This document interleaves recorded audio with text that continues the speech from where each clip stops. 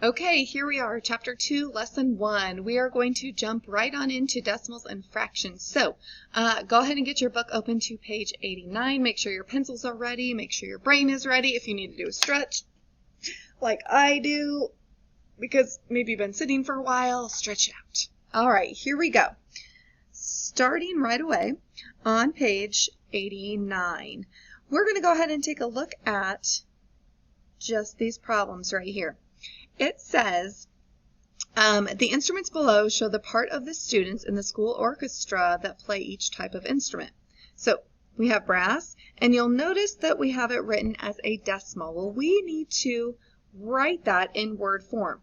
So we would say 0 and 25 hundredths. So we don't have to write the 0 and part since there's no whole number. We're just going to write the 20. Uh-oh, my goodness gracious.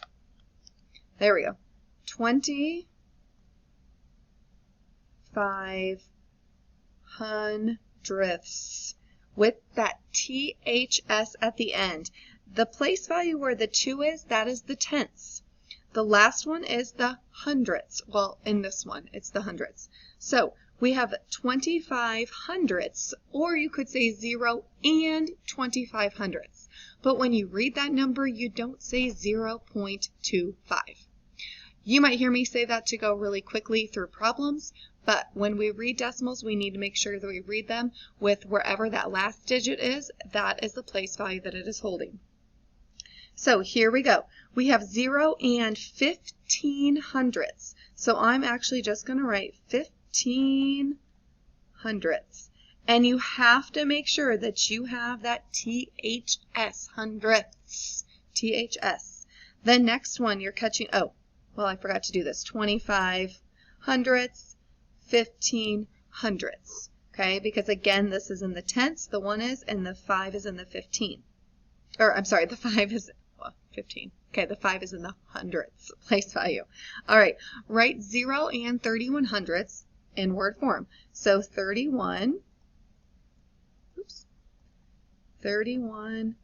hundredths, THS.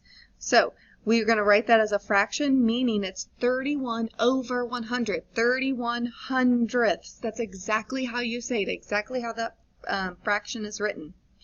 All right, down below, you have 0 and 29 hundredths. So you're going to write 29.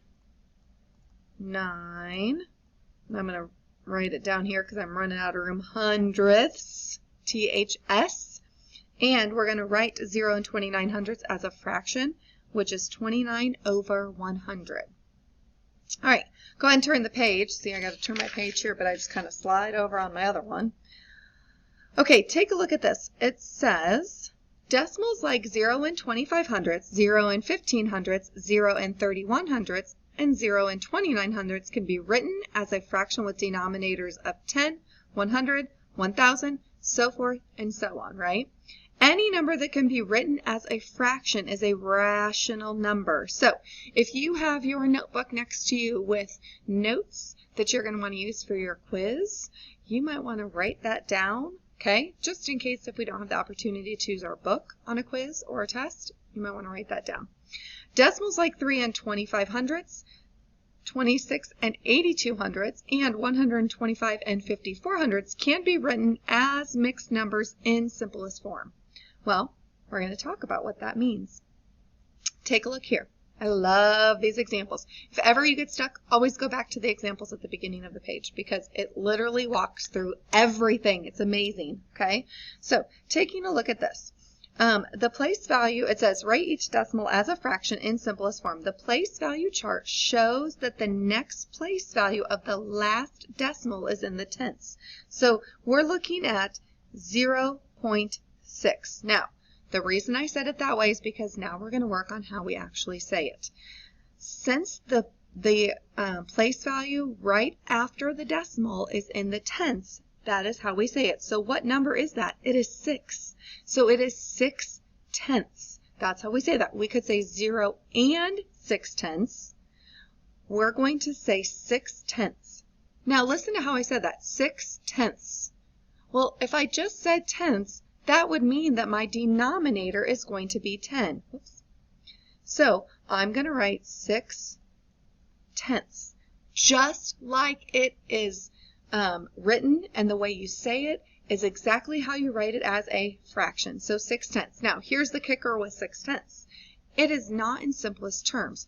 It goes back to finding your greatest common factor of the top number and of the bottom number. The top number we know is the numerator. The bottom number we know is the denominator. So we have to find a greatest common factor of the numerator and of the denominator. All right, when I look at 6 and 10, I automatically know that the greatest common factor of those two numbers is 2. So I'm going to divide each of these by 2, which is going to give me 3/5. When I look at 3/5, can I simplify that any farther? Do they have a common factor that I can divide each of those in that is not 1? No, they don't. Those are actually both prime numbers, okay? That means that I can only multiply 1 times 3 as a whole number. 1 times 3 to get 3, and 1 times 5 to get 5. I might move this down just a little bit. Okay. Let's take a look at this next example, 0 and 45 hundredths. So I said hundredths. That's the last place value of that last digit in this number. So I said 0 and 45 hundredths. So I correlate that into 45 hundredths. So now when I see 45 hundredths, I know that I can divide each of those by 5. Now what I don't like here in this example is they don't show you what you're dividing by. So my suggestion would be, and actually it's kind of like a requirement because it's going to make your life easier, is actually show what you are dividing the top and the bottom by. Okay? Because really what you're dividing by, 5/5 is the same as dividing by 1. When you divide a number by 1, it's still the same. So we're going to have fractions that are the same. Okay? So 45 divided by 5 is 9, and 100 divided by 5 is 20, which gives us the fraction of 9/20. So 0 and 45 hundredths is the exact same as 9/20. Okay? All right. Over here, you'll notice that they went to the thousands. So now we're going to take all this and we're going to put it together and do some practice on these problems. So let's take a look at this first one. Remember, right after the decimal, it is what place value? The tenths. So we're going to say this. Say it with me. Okay? Maybe your dog's sitting next to you, your mom's on the couch, maybe sister's over there doing homework. I don't know, but say it with me because the more you say it, the better you're going to be at it. And if you were like face to face with me, we would say 0 and 8/10. 0 and 8/10. Okay? 0 and 8/10. So listen, we said 0 and 8/10. So we're going to have 8 as my numerator and my denominator is tenths. Because that's what we said, because that is the place value of where that 8 is, 8/10. Now, can I leave 8/10 how it is? No, I have to simplify it, okay? And in order for us to simplify it, we have to find the greatest common factor. Remember, if I'm going too fast, rewind. It's amazing, okay? So we're going to divide each of these by, I know that they're both even, so I can start with 2, and it might be the greatest common factor. I don't know, we'll see. 8 divided by 2 is 4. 10 divided by 2 is 5. So my answer is 4/5. So what does that really mean? That 8/10 is equivalent, or 8/10 is the same as 4/5. Okay, because we've got it down to be simplified. All right, let's read B together. 0 and 28 hundredths. So 28 hundredths. Listen how I said it, just like I would have. Okay, so let's start off and let's divide. Since they're both even, let's divide by 2. This is actually really good because we're going to realize we can divide by more. Okay, so 28 divided by 2 is 14. 100 divided by 2 is 50. Look at that. 14 and 50 are both even, so I know that I can again divide it by 2. So I'm going to divide each of these by 2, and I'm going to be with 7/25. Now, knowing what I know about 7/25, I know that I cannot simplify it anymore. They do not have a common factor. So guess what? 28 hundredths is the same as 14/50, which is the same as 7/25. 25ths. We literally just found 3 fractions that are equivalent. So cool. This is why I get so excited about math. All right, the next one. 0 and 125 thousandths. Okay, 125 thousandths. Okay, so when I look at this, just because I know some math and I know that the greatest common factor here is 125. Okay, when I take 125 and I divide it by 125, I get 1. When I take 1,000 and divide it by 125, I get 8. So I get 1/8. So I have simplified 125 thousandths to 1/8. Those are equivalent fractions. All right, let's take a look at the next page. All right. We are going to take this fraction. It says it takes take a look at D. I'm so sorry.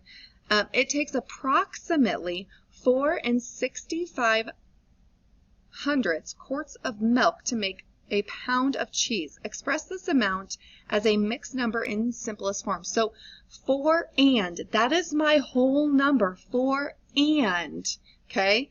And then I'm going to just take a look at that decimal part. 65 hundredths. 4 and 65 hundredths. Now, knowing what I know about this right here, I know that that needs to be simplified. I know that I can divide each of those by 5. So I'm going to do my arrow down here. I've got my 4 whole. 65 divided by 5 is 13. 100 divided by 5 is 20. Now, when I take a look at 4 and 13/20ths, I know that it cannot be simplified any further, okay, because they do not have a greatest common factor other than 1. All right. I'm going to stop this video because that is how we go from decimals to fractions. The next video is going to take us from fractions to decimals.